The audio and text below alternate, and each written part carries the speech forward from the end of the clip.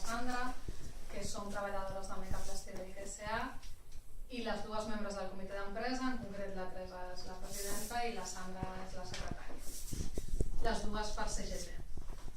En principi, doncs, la Sandra porta més temps al comitè d'empresa, la Teresa forma part des de les últimes eleccions, i la història és que va haver un canvi a la direcció de recursos humans i des que hi ha el nou director de recursos humans, el Jordi López, doncs, ha canviat una mica la relació que el comitè d'empresa tenia amb l'empresa, que més o menys havia estat pacífica, i comença a haver una mica d'assetjament laboral respecte als membres del comitè d'empresa i sobretot respecte als membres del comitè més actius. Doncs aquí us comentàvem que elles són les més representatives perquè actualment són presidenta i secretària.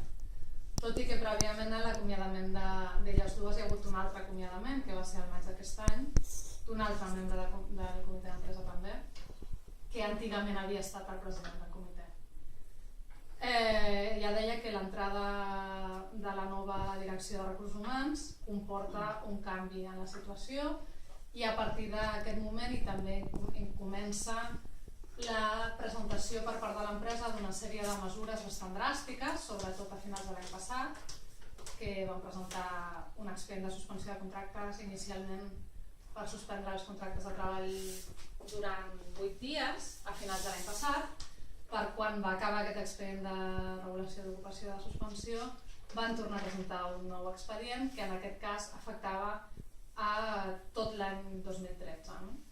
Doncs en principi elles i la resta del comitè en general, sobretot la secció sindical de la CGT, s'ha oposat sempre a aquestes mesures de regulació, entenent a més que no eren necessàries perquè l'empresa no està en situació de pèrdues, l'empresa va tirant, i a més per la situació de contractació a l'empresa.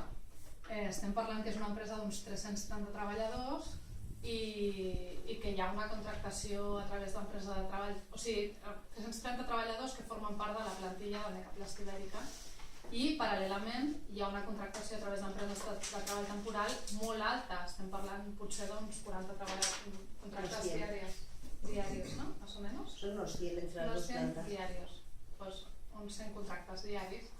Per tant, ens sembla una mica incompatible plantejar mesures de regulació d'ocupació amb el nivell de contractació d'empreses de treball temporal. I això és una cosa que s'ha anat denunciant contínuament per part de la CGT, ja prèviament en aquests expedients de regulació